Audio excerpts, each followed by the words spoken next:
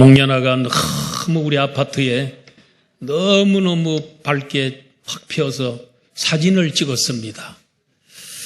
예, 너무너무 지금 충운부 쪽에 그 벚꽃이 만개가 했습니다. 며칠 지나면 또 지는데 대단합니다.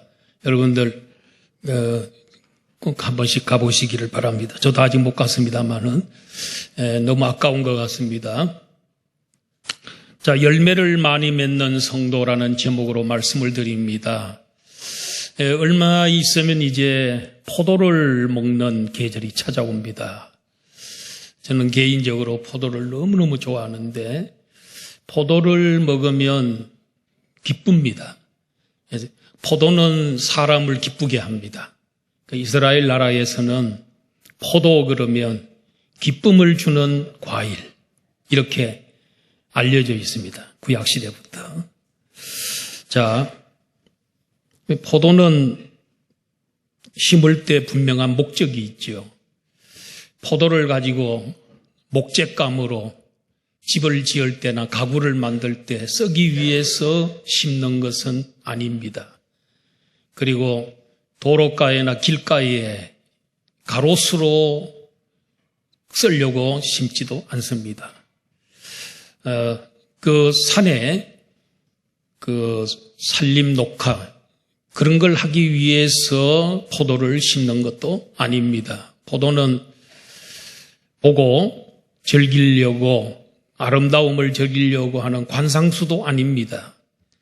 포도는 딱 한 가지 목적으로 심는 겁니다.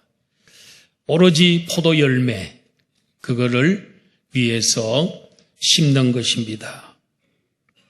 질이 좋은 포도를 많이 맺었을 때 농부는 수고한 보람을 느끼고 기뻐하는 것을 볼 수가 있습니다. 오늘 포도나무 비유가 나옵니다. 예수님이 말씀하신 비유인데 이 비유에서 참 포도나무는 예수님, 그리고 가지들은 우리들, 성도들, 그 농부는 하나님 아버지 이렇게 설명을 하고 있습니다. 그런데 중요한 것은 포도나무를 가만히 들여다보면 열매가 어디에서 열립니까?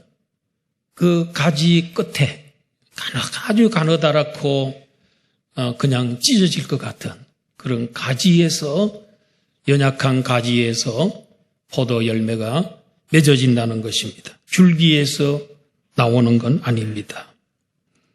우리가 질이 좋고 맛이 좋은 열매를 많이 맺어 농부이신 하나님을 기쁘게 해드릴 수 있고 또 우리 예수님의 제자로서의 삶을 살아야 될 줄로 믿습니다. 첫째로 생각할 것은 예수님은 참 포도나무라는 것입니다. 예수님은 나는 참 포도나무요 이랬습니다. 요한복음에 보면 나는 뭐다 이런 예수님의 말씀이 나와요.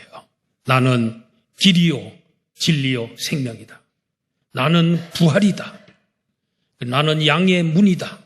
나는 생명의 떡이다. 또 나는 세상의 빛이다. 여기서 말하는 나는 하는 말이 있죠. I am that I am. 이 말은 출애굽기 3장에 나오는 하나님이 자신의 이름을 밝힐 때 나는 스스로 있는 자, 나는 나다, 나는 스스로 존재한다 하는 그 말과 같은 뜻이라는 거예요. 그래서 예수님은 이 세상 인류 가운데서 참 포도나무다. 나만 참 포도나무다. 이렇게 얘기하신 분은 예수님밖에 없습니다. 예수님은 그렇게 말할 수 있는 자격이 됩니다. 왜냐 하나님이기 때문에 나는 참 포도나무다. 포도나무는 포도나무인데 이상한 포도나무지요. 참 포도나무다. 이렇게 예수님은 말씀합니다. 그러면 거짓 포도나무도 있다는 거죠. 예수님은 자신을 참 포도나무라고 말씀하신 그 배후에 그 역사적 배경이 있습니다. 구약시대에는 이스라엘 백성들이 포도나무였습니다. 그런데 이스라엘 백성들을 하나님께서 포도나무로 삼아가지고 극상품 포도 열매를 따려고 좋은 땅에다, 기름진 땅에다가, 그리고 돌멩이를 다 제거하고 모든 지극정성, 그리고 망대도 짓고 포도주 틀도 만들고, 그래서 지극정성을 다해서 농부이신 하나님이 이스라엘 백성들 포도나무를 잘 가꾸고 애를 썼지만은 나중에 돌아온 것은 참 포도나무가 아니고 극상품 포도가 아니고 덜 포도를 맺었습니다. 냄새도 나고 써서 먹지도 못하는 그런 덜 포도를 맺게 됐다 그랬습니다. 이스라엘 백성들은 하나님의 기대에 어긋나는 그런 삶을 살았던 것입니다. 이사야서 5장 1절로 2절 말씀 다 같이 한번 읽어보겠습니다. 시작. 나는 내가 사랑하는 자를 위하여 노래하되 내가 사랑하는 자의 포도원을 노래하리라. 내가 사랑하는 자에게 포도원이 있으며 심히 기름진 사내로다. 그 다음 절. 땅을 파서 돌을 제하고 극상품 포도나무를 심었도다. 그 중에 망대를 세웠고 또 그 안에 술터를 팠도다. 좋은 포도 맺기를 바랐더니 덜 포도를 맺었도다. 좋은 포도 맺기를 바랐더니 덜 포도를 맺었다.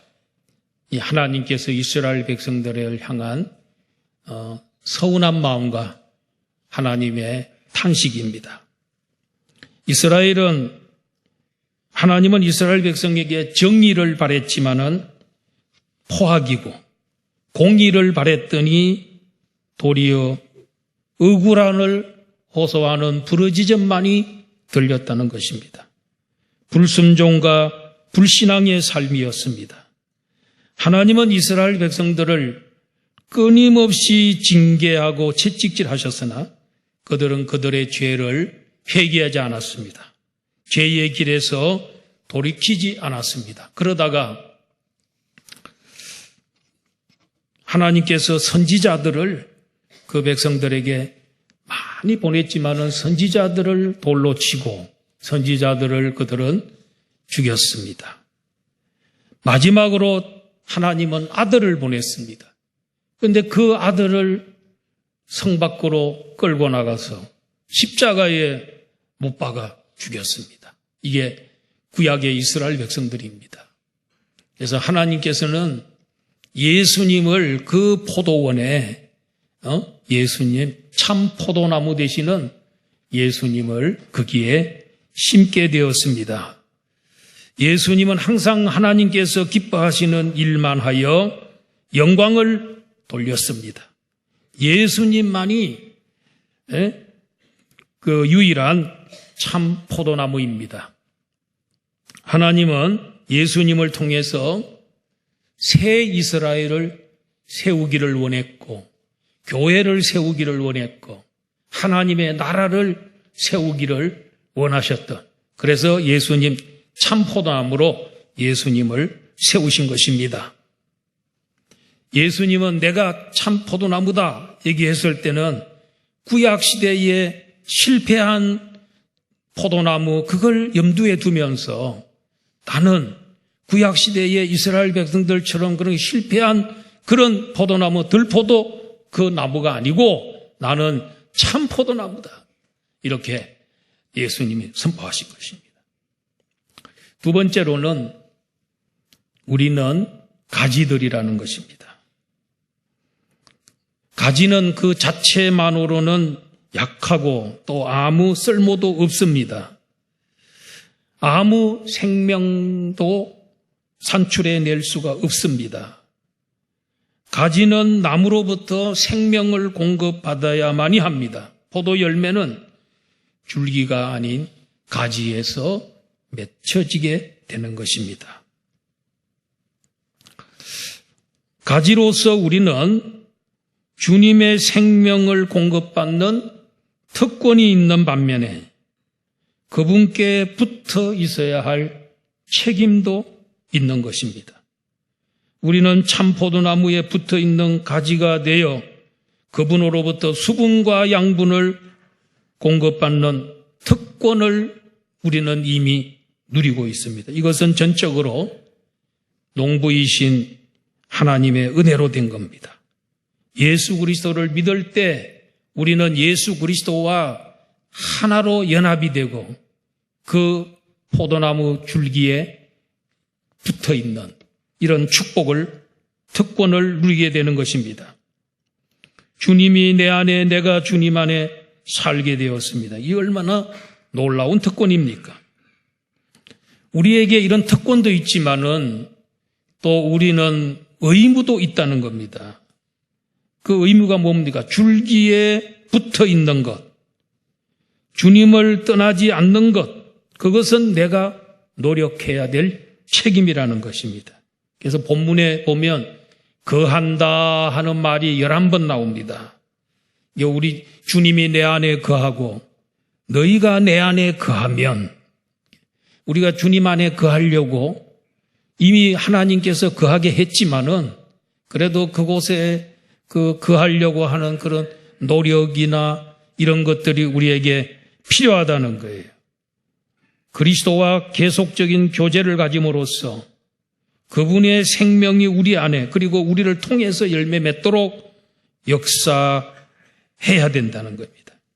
우리 신자들은 특권만 생각하지 말고, 특권만 생각하고 방심하거나 교만하지 말고 주님을 떠나지 않고 줄기에 계속 붙어 있기 위해서 항상 힘쓰고 노력해야 될 줄로 믿습니다. 여러분, 우리가 주님과 더 가까이 하는 방법 중에 하나가 예배를 열심히 드리는 겁니다.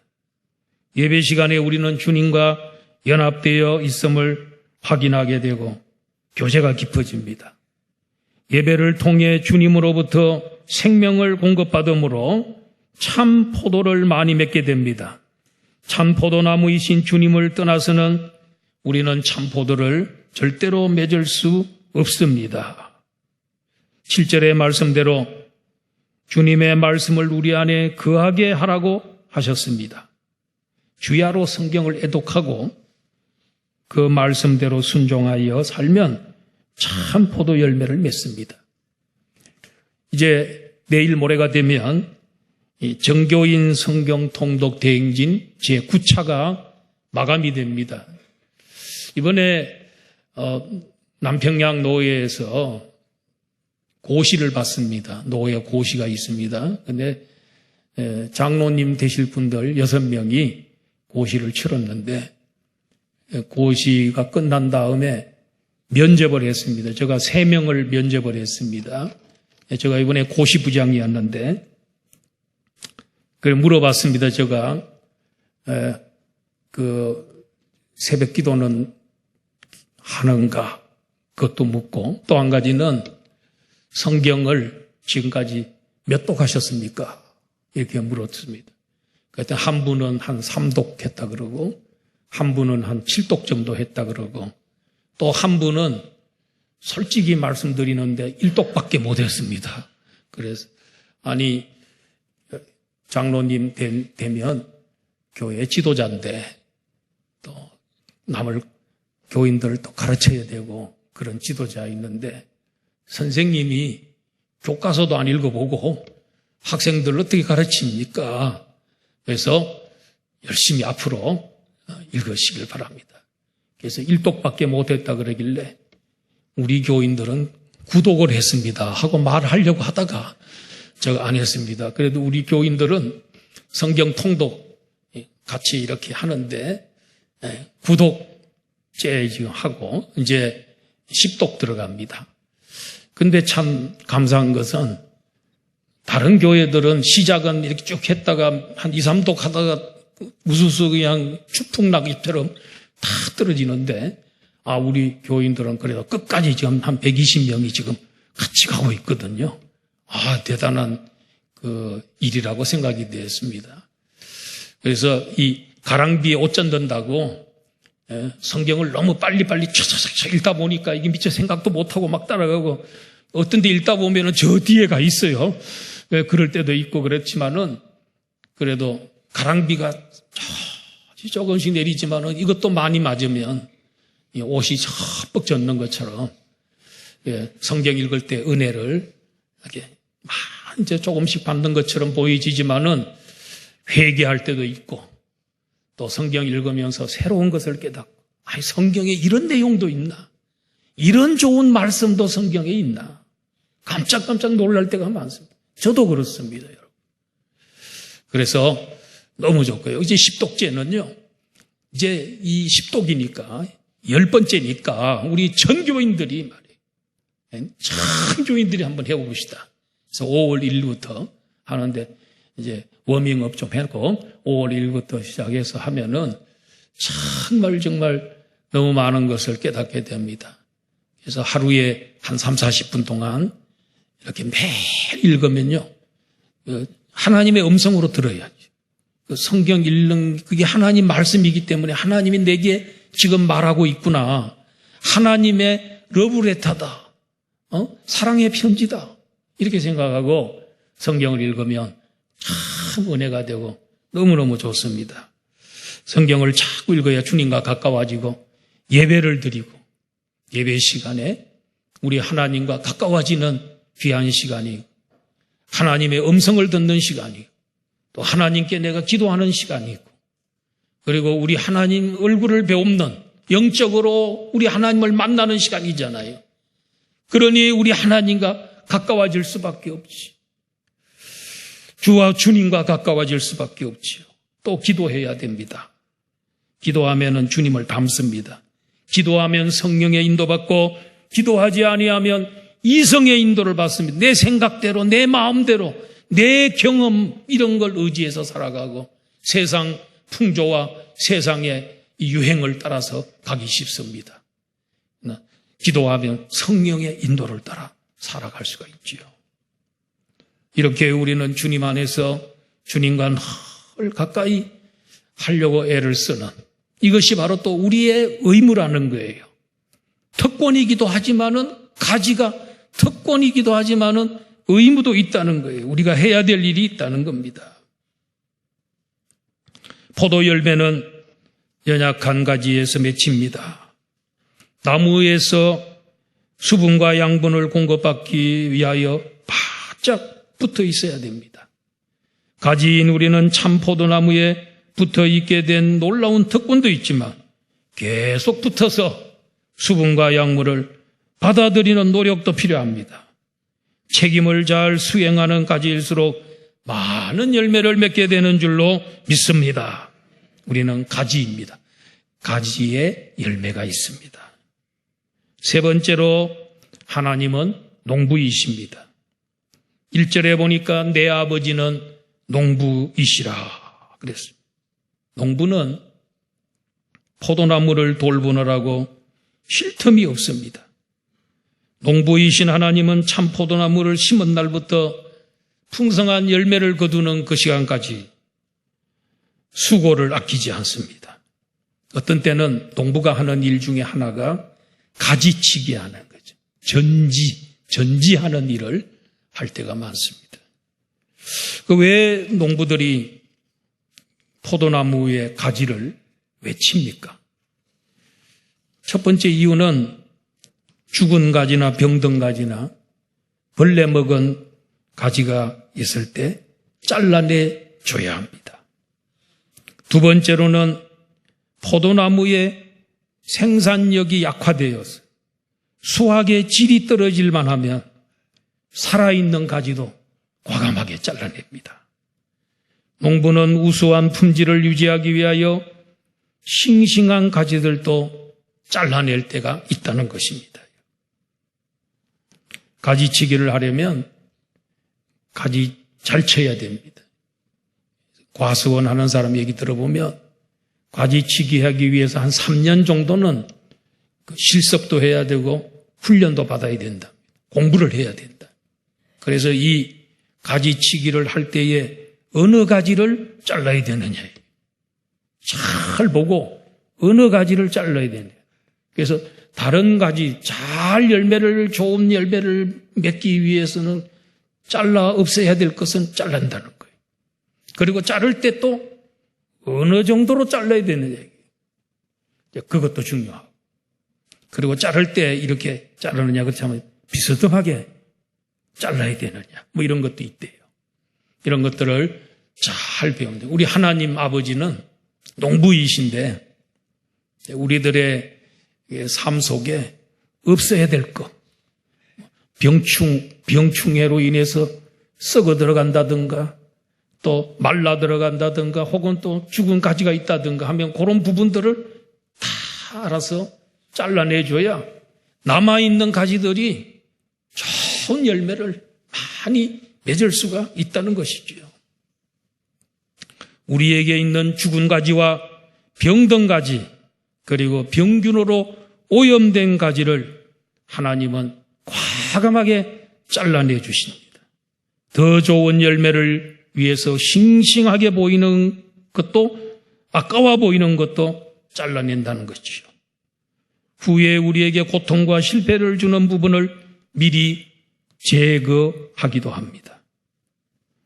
또 영적인 기운을 빼앗는 것도 하나님은 아시고 제하시는 것입니다. 가지치기를 당하면 분명히 고통스럽지만은 반드시 유익합니다.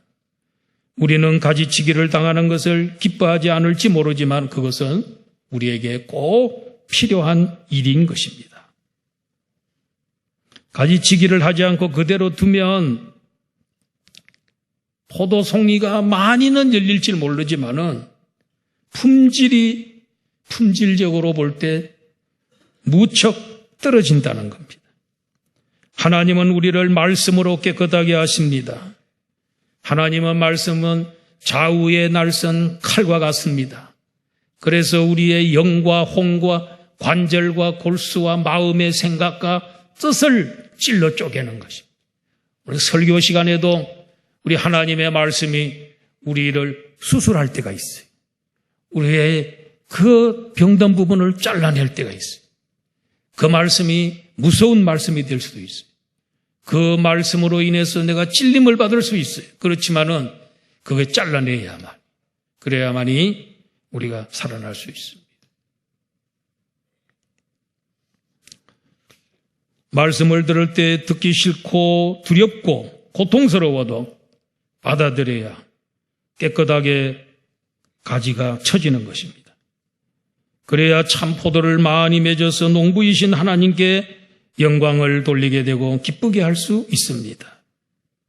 예수님이 내가 너희 안에, 너희가 내 안에 있게 된다 했을 때 이 연합은, 이것은 어떤 이 무기적인 연합이 아닙니다. 유기체적인 연합입니다. 예수님과 우리는 영생으로 연결되어 있는, 생명으로 연결되어 있는 무기체가 아니고 유기체입니다. 눈에 보이진 않지만 그걸로 연결되어 있는, 연합이 되어 있습니다. 주님의 생명으로 연합된 것입니다. 완전히 하나가 되어야 수분과 양분을 공급받을 수 있습니다. 그러면서 주님은 나를 떠나서는 너희가 아무것도 할 수 없다 그랬습니다. 예수님을 떠나서 되는 일이 있으면 여러분 얘기해 보세요. 구원도 없습니다. 인생의 갈증도 해소할 수 없습니다. 열매도 없습니다. 기쁨도 없습니다. 변화도 없고 새 사람이 될 수도 없고 부활도 없습니다. 길도 없고요. 천국도 없습니다. 진리도 없습니다. 그 다음 네 번째로는 열매들입니다. 오늘 설교 제목이 열매를 많이 맺는 성도라 그랬는데, 그러면 여기서 물론 우리가 생각하면 이 본문에서 포도 열매, 단순히 포도 열매 이걸로 끝나면 그것도 맞지만은 구체적으로 어떤 열매를 맺을 때 열매를 맺었다, 어떻게 살 때 열매를 맺었다 이렇게 말할 수 있겠는가? 그것을 오늘 첫째로는 말씀 순종의 열매, 이것이 첫 번째 우리가 맺어야 될 열매입니다. 여러분들, 우리 주님의 말씀에 순종하는, 철저하게 순종하는 그런 열매가 많이 맺어져 있습니까? 주님의 말씀이 우리 안에 거하고 그 말씀에 순종하는 것, 그게 열매라는 거예요. 그리하면요, 무엇이든지 원하는 대로 구하면 다 이루어 주겠다 하셨습니다. 자, 우리가 주님의 말씀을 잘 듣고 순종하고 주님을 기쁘게 해드리면 주님께서는 우리가 말하는 것을 다 들어주시고 이루어 주겠다는 거예요. 무엇이든지 구하면 내가 그거 네 말대로 이루어 주겠다 이랬습니다. 그래서 너희가 내 안에 거하고 내 말이 너희 안에 거하면 무엇이든지 원하는 대로 구하라. 그리하면 이루리라 그랬습니다.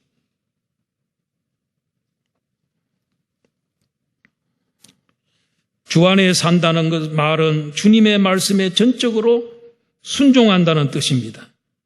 그러면 주님이 어찌 우리의 기도를 외면하시겠습니까? 우리가 주님의 말씀을 존중히 여기면 주님도 우리의 말을 존중히 여겨 한 말도 땅에 떨어지지 않게 해주실 줄로 믿습니다. 사무엘상 2장 30절 말씀 보겠습니다. 자, 문장이 긴데요. 끝에서 두 번째, 중간, 끝에서 두 번째 줄 중간에 나를 존중히, 거기서부터 읽어봅시다. 시작. 나를 존중히 여기는 자를 내가 존중히 여기고 나를 멸시하는 자가 내가 경멸하리라. 이 말씀은 그 엘리의 두 아들 홈리와 비느하스라는 이 젊은 제사장들이요, 아주 진짜 불량자들처럼 성전에서 행동을 했습니다. 제사장임에도 불구하고. 그래서 사무엘 선지자가 하나님께서 그들에게 경고하는 말씀. 나를 존중히 여기는 자를 내가 존중히 여기고 나를 멸시하는 자를 내가 경멸하리라. 나중에 어떻게 됐습니까? 아버지가 경고해도 말 안 듣고 그렇게 하다가 전쟁터에 나가서 두 아들이 죽습니다. 그런데 이 엘리의 두 아들과는 달리 어린 사무엘, 그 엘리 제사장 밑에서 자라난 한나의 아들 엘리, 사무엘 선지자는 어떻게 됐습니까? 사무엘상 3장 19절 한번 봅시다. 시작. 사무엘이 자라매 여호와께서 그와 함께 계셔서 그의 말이 하나도 땅에 떨어지지 않게 하시니, 그의 말이 하나도 땅에 떨어지지 않게, 이 사무엘 선지자가 선포하면 선포한 대로 되고요. 전쟁이 일어났을 때에 손을 들고 기도하면 하나님께서 그대로 이루어서 블레셋을 물리치게도 하시고요. 기도하는 대로 말하는 대로 다 그대로 이루어져 한 말도 땅에 떨어지지 않아요. 왜냐하면 사무엘 선지자는 철저하게 하나님의 말씀을 존중히 여기고 하나님 말씀을 두려워하고 우리 하나님의 말씀에 100% 순종했기 때문에 그렇다는 거예요. 하나님은 하나님 자신의 말씀을 존중하는 자를 존중히 여기고 멸시하는 자를 경멸히 여기겠다는 것이죠. 이걸 사무엘 선지자를 통해서 보여주셨습니다. 그 다음에 사울 왕은 어땠습니까? 사울 왕은 하나님께서 아말렉과 전쟁을 할 때 그 아말렉 족속들 중에 사람도 짐승도 아무것도 남겨두지 말고 전멸해라. 왜냐하면 출애굽 시대에 아말렉 사람들이 이스라엘 백성들을 너무너무 학대하고 이스라엘 백성들이 지나가는 길도 열어주지 않고 너무너무 매정하고 그렇게 했기 때문에 내가 대대로 아말렉과 싸우겠다 그랬는데 사울 왕 보고 아말렉을 물리치라 그랬습니다. 그런데 가가지고 하나님 명령 불순종했습니다. 좋은 짐승들 끌고 왔습니다. 자기가 가지려고. 그리고 아각 왕을 살려줬습니다. 그런데 사무엘 선지자를 통해서 이 사무엘 선지자를 사울 왕을 책망하신 내용이 나옵니다.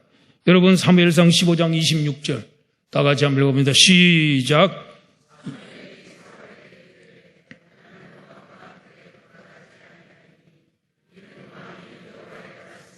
버렸으므로 여호와께서 왕을 버려 이스라엘 왕이 되지 못하게 하셨음이니이다 하고, 왕이 여호와의 말씀을 버렸으므로 여호와께서 왕을 버려 이스라엘 왕이 되지 못하게 하셨다. 우리는 예수님의 포도나무에 붙어있는 가지들입니다. 예수님이 내 말이 너희 안에 거하면, 내 말이 너희 안에 거하면 무엇이든지 원하는 대로 구하라. 다 이루어주겠다. 주님의 말씀을 우리 마음속에 받아들여서 그 말씀대로 그대로 순종하고 살아가면, 주님의 말씀을 존중히 여기고 살아가주면 우리 주님께서도 우리가 기도하는 거 존중히 여기고 하나도 땅에 떨어지지 않도록 해주시겠다는 말씀입니다. 말씀 순종의 열매가 우리에게 있어야 될 줄로 믿습니다. 잠언 3장 3절 4절, 잠언 3장 3절 4절 다 같이 한번 읽읍시다. 시작. 인자와 진리가 내게서 떠나지 말게 하고 그것을 내 목에 매여 내 마음판에 새기라. 그리하면 내가 하나님과 사람 앞에서 은총과 기중이 여김을 받으리라. 인자는 사랑이지요.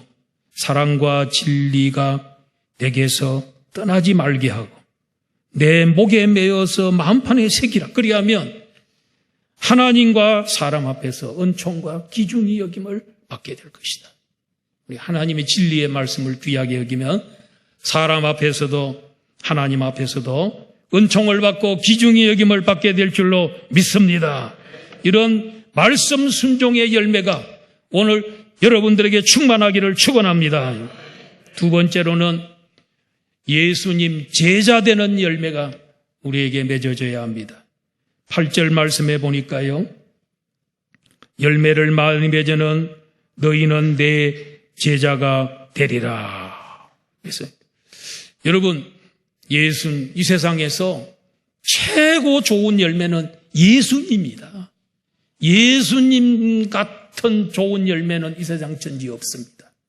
그런데 그분 옆에 붙어서 그분으로부터 수액을 그리고 양분을 공급받고 그분과 교제하고 그분의 생명을 이어받고 이러다 보면 여러분 나중에 우리 예수 제자 됩니다.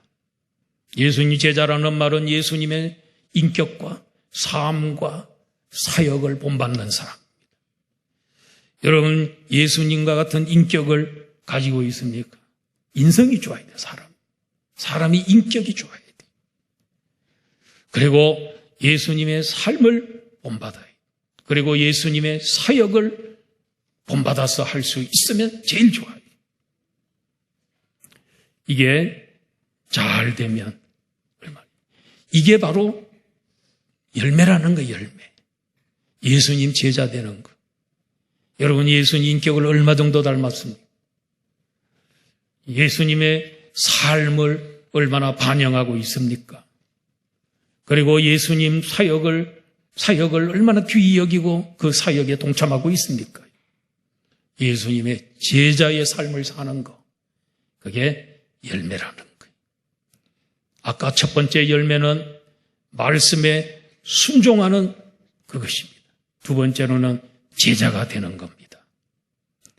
우리 안양북부교회 모든 성령들은 다 예수님을 빼다박은, 말하는 것도 생각하는 것도 행동하는 것도 다 예수님 보든 마치 예수님을 보는 것 같은 그런 모습으로 살아가기를 축원합니다.